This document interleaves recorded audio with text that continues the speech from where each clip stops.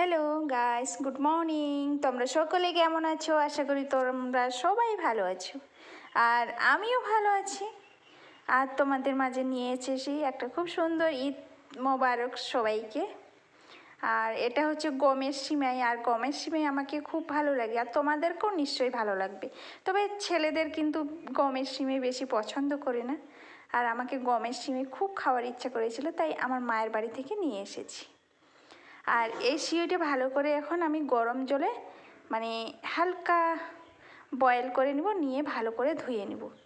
আর এইভাবে আপনারা করবেন, গরম জলে মানে গমের সিমাইটা ছেড়ে দিবেন, দিয়ে ফুটিয়ে তারপরে ধুয়ে নেবেন।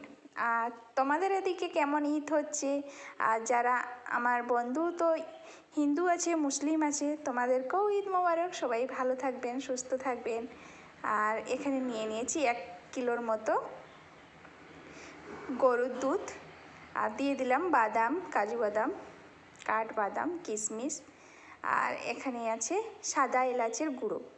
তবে গুঁড়ো শেষের পথে, তাই পড়ছে না, একটু নেড়ে দিয়ে ফেলে দিচ্ছি।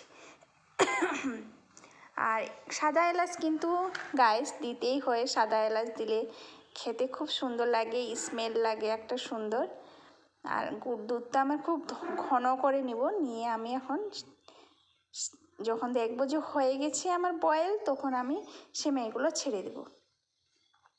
আর আপনারাও এইভাবে গমের সিমাই রান্না করবেন, খেতে খুব ভালো লাগে। আর দিয়ে দিলাম পরিমাণ মতো চিনি, তবে যেগুলো জিনিস মিষ্টি ওগুলোতে একটু মিষ্টিটা বেশি দিলে খেতে খুব ভালো লাগে।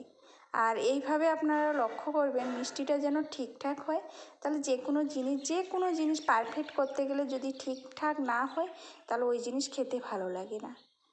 আর এখন আমি চিনিটাও সুন্দরভাবে আমার গলে যাবে, আমার সব কিছু বয়েল হয়ে যাবে, তারপরে আমি সিমাইটা দিয়ে দেবো। আর তোমরা এখনও যারা সাবস্ক্রাইব করোনি, প্লিজ বন্ধুরা সাবস্ক্রাইব করে দিও, আর পাশে থেকো, আর আমিও তোমাদের পাশে থাকবো।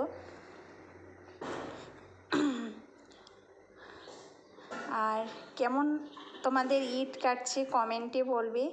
আর আমাদের খাসি আছে, তবে খুব দেরি হবে মানুষের কাছ থেকে কেটে নেওয়া, তো এখনও আমাদের 11টা-12টা হয়ে যাবে। তারপরে বলো কে কোথায় প্ল্যান করবে ঘোরানোর, সেটাও কমেন্টে বলবেন। আর আমি খুব সকাল সকাল এই রান্নাগুলো করে নিচ্ছি। আর আমার এখন দুধটা খুব বয়েল হতে শুরু করেছে। আর যত দুধটা ঘন হবে না, সিমাইটা খেতেও খুব টেস্টি হবে। আপনারা এইভাবে সিমাই এটা তো বাড়িতে আমরা করেছি কলের মধ্যে। এইভাবে গমের সিমাই খেতে আগেকার দিনে কিন্তু এই লাছা টাছা ছিল না, গমেই ছিল, গম ময়দা এগুলোই ছিল। আর দিয়ে দিলাম, একটু ঠান্ডা হয়ে গেছে, আমি দিয়ে দিলাম দুধের গুঁড়ো দুধটা দিলে আরও ভালো লাগে খেতে, কারণ সেন্টটা আরও দ্বিগুণ বেড়ে যায়, আর খেতেও খুব টেস্টি লাগে। গুঁড়ো দুধটা দিতে একটু ভুলে গেছিলাম, তাই আবার একটু হালকা গরম করে আমি সিমাইগুলো দিয়ে দেব। আর আমার কাঠবাদামগুলো খুব সুন্দরভাবে বয়েল হয়ে গেছে, তাই ভেসে উঠেছে সব।